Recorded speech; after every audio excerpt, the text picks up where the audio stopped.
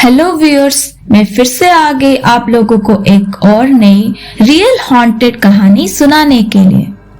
Viewers, अगर आप लोगों के साथ ऐसी कोई अजीब घटनाएं घटी है, मतलब जो हॉन्टेड एंड हॉरर रिलेटेड कोई ऐसी स्टोरीज आपके पास अगर है, आप मेरे साथ वो शेयर कर सकते हैं। अगर आपको मेरी वीडियोस पसंद आ रही है तो मेरी वीडियोस को लाइक करें, बेल आइकन को प्रेस करके चैनल को सब्सक्राइब करें और मुझे आप कमेंट में ये भी बता सकते हैं कि मेरी वीडियोस आपको कैसी लगती है। तो चलो व्यूअर्स, स्टार्ट करते हैं आज का स्टोरी। ये तब की बात है जब रिया कॉलेज में पढ़ाई करती थी और वो कॉलेज के हॉस्टल में ही रहा करती थी। एग्जाम्स के पहले कुछ दिन की बात है जब रिया और उसकी कुछ सहेलियां मिलकर लाइब्रेरी में पढ़ाई कर रहे थे। 12:30 बज गए थे। इस बीच एक लड़की ने बोला कि क्या यार, तब से हम पढ़ाई ही कर रहे हैं, कुछ खेल लेते हैं जिससे हमारा दिमाग फ्रेश हो जाएगा और नींद भी नहीं आएगी। उनमें से एक लड़की का नाम पूजा था। वो बोली कि क्यों ना हम किसी आत्मा को बुलाए और उससे बात करें। ये बोलकर वो अपने कमरे में चली गई और ओजा बोर्ड लेके आ गई जिस पर A से Z तक अल्फाबेट्स लिखा हुआ था और 0 से 9 तक नंबर्स लिखे गए थे और किनारों पे यस और नो लिखा गया था। पूजा ने बोर्ड के चारों किनारे पर 4 मोमबत्ती जलाई, फिर लाइब्रेरी की सारी लाइट्स बंद कर दी। फिर उसने सिक्का बोर्ड के बीचों बीच रख दिया। उसने बोला कि कोई भी यहाँ से डर के भागना मत और अपने अपने जगह पर बैठे ही रहना, कोई उठ के मत जाना वरना आत्मा नाराज हो जाएगी। ये सुन के वहां से 2 लड़कियां तभी ही अपने कमरे में चली गई। अब पूजा बोलने लगी, अगर यहाँ पर कोई आत्मा है तो प्लीज हमसे बात करे। लाइब्रेरी में अजीब सा सन्नाटा और अंधेरा छाया हुआ था। अचानक लाइब्रेरी में कहीं से कुछ गिरने की आवाज आई।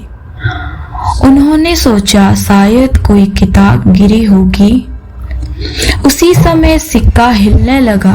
दिव्या पूछी कि यहाँ पे कोई है, हमारी बात कोई सुन रहा है? अगर कोई यहाँ पे है तो हमसे बात करे। तभी छत पर लगा बंद पंखा और खिड़की हिलने लगा।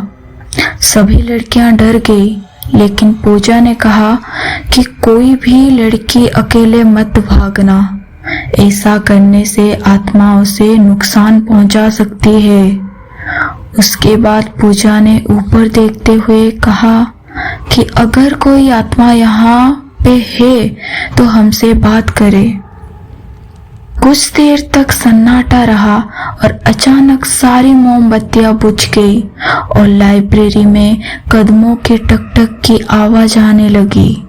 तभी लड़कियां डर के मारे भाग गई, लेकिन दिव्या जो थी वो वहां से भाग नहीं पाई और दरवाजा बंद हो गया और उससे खुल ही नहीं रहा था। अचानक उन्हें लगा कि कोई जैसे दिव्या को पीछे से खींच रहा है। वो जोर जोर से रोने लगी, चिल्लाने लगी। उसकी आवाज सुनकर हॉस्टल की सारी लड़कियां जाग गई और उठकर लाइब्रेरी के तरफ दौड़ी।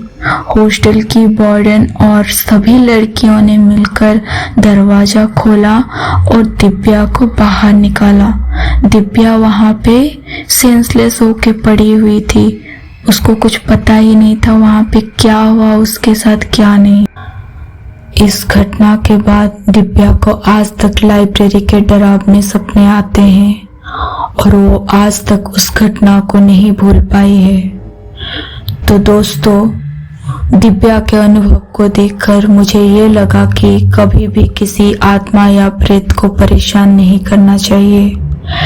ऐसे ही scary, haunted and horror videos देखने के लिए लाइक करें फियर फैक्ट्रीज एंड सब्सक्राइब करें। कमेंट करके मुझे आप अपना राय भी यहाँ पे बता सकते हैं। Thank you. मिलते हैं नेक्स्ट वीडियो में।